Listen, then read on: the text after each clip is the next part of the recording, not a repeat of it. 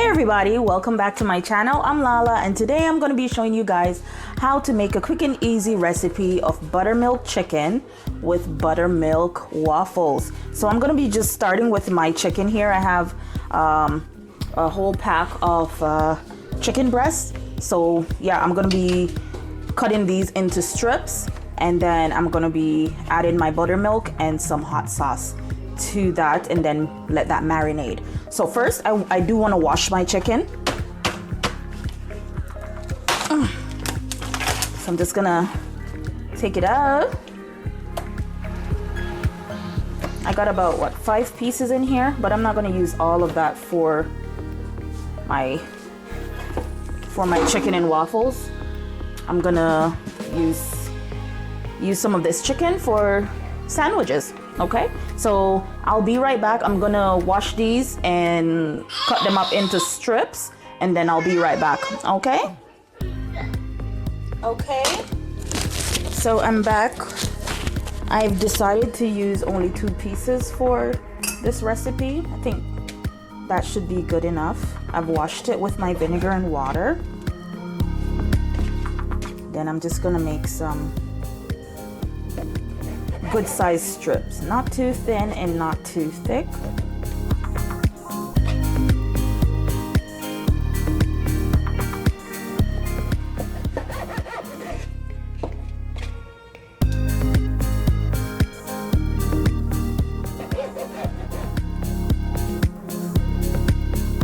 Okay, this one, you could trim the fat if you like. Or not, it depends on your likes. I don't too mind it, but it's not gonna give me a good size strip. Not really good size strip. It's not gonna make my strips look good if it's just hanging off there. So if I was doing something else with it, I wouldn't mind it there. But I want, when I fry my strips up, they're pretty. You know what I mean? Okay. I mean, this is enough for what I'm doing. This is a lot.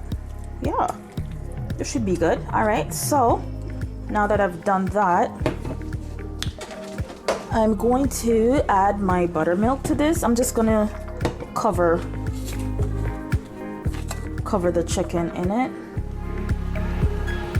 If you don't have buttermilk, because I don't usually buy buttermilk per se, I usually make my own because I don't use it often. It's not something I use often, like salt. You know what I mean? So I pretty much will make my own.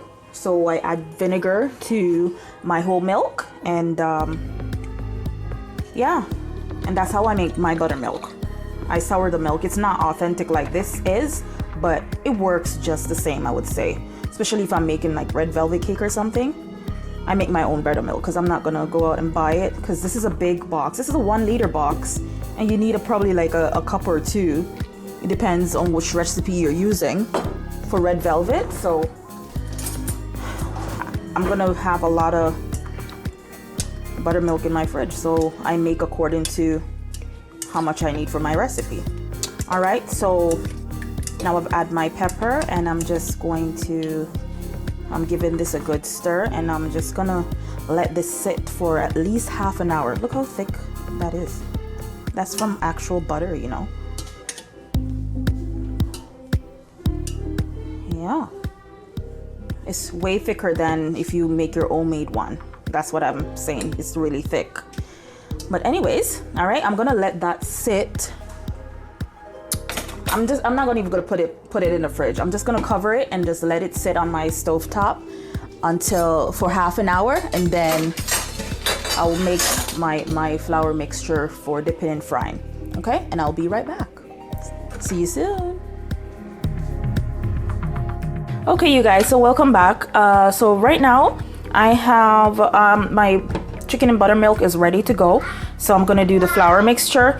In here I have 1.5 cups of flour, but I'm gonna leave all the measurements in the description box. I have my flour and my salt, and I'm gonna add my black pepper to this. Okay, and my garlic powder.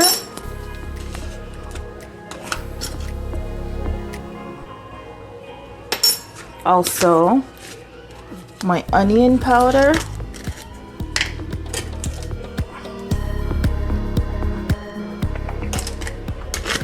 And I'm gonna also be adding some cayenne pepper. I'm using the seeds.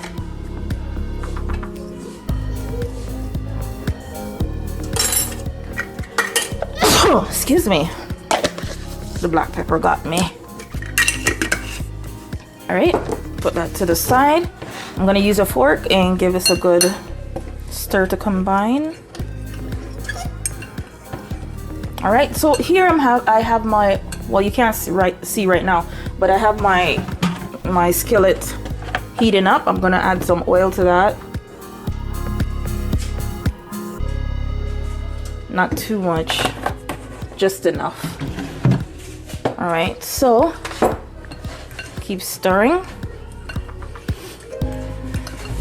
I want to create some lumps and some crispiness onto my chicken strips, so I'm gonna add some of the buttermilk to the mixture.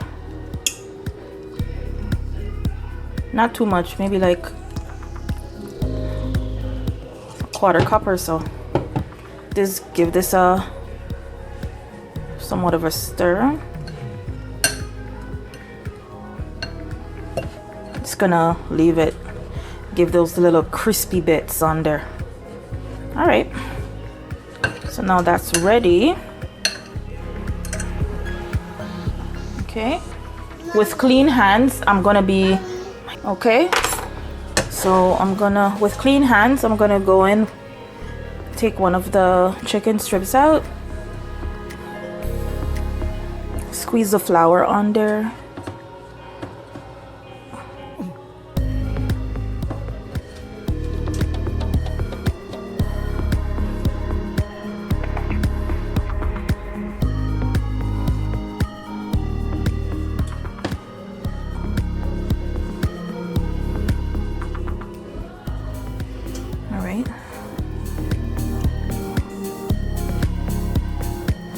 I'm gonna turn my skillet down a little bit, my heat down a little bit.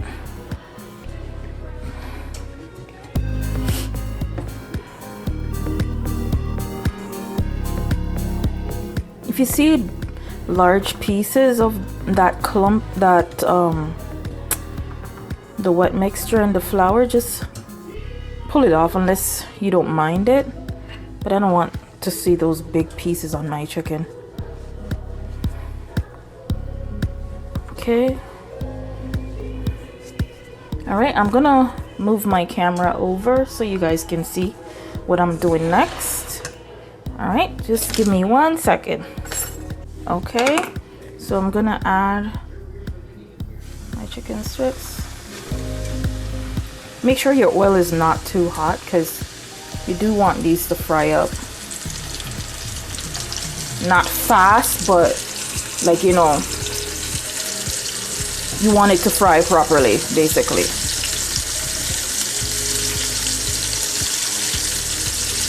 See, it's already, my oil was too hot. So it's already, it's already browning and it just went in the pot. So if you see it like that, just flip it over.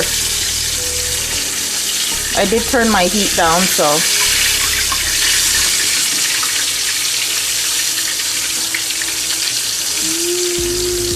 yeah, just flip it over a little bit.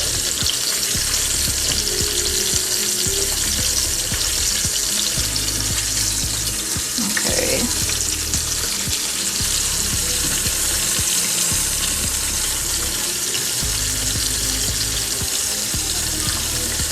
All right, so I'm gonna just keep doing this, and then when I'm done, I'll come back and show you guys how it looks after I'm done.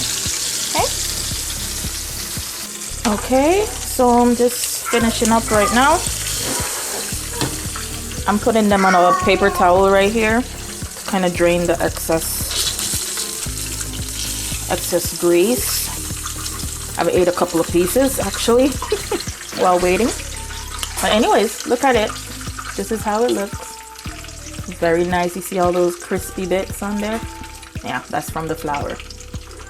Only thing I would change about this is maybe add a little bit more salt. I am following a recipe for the first time, so I do like to follow recipes for the first time at some point, but yeah, I would add a little bit more salt, and I will also add a little bit more liquid to the flour because I basically wasted a lot of flour putting that liquid in there. So either you put it or you don't put it. I mean, it's up to you. But yeah, but I mean, they look pretty. They're cute. They're cute. I'm gonna eat them either way, but they're cute. So I'm just gonna, yeah, I'm just gonna let these cool down, and then I can move on to the next step, making our waffles. Okay, I'll be right back.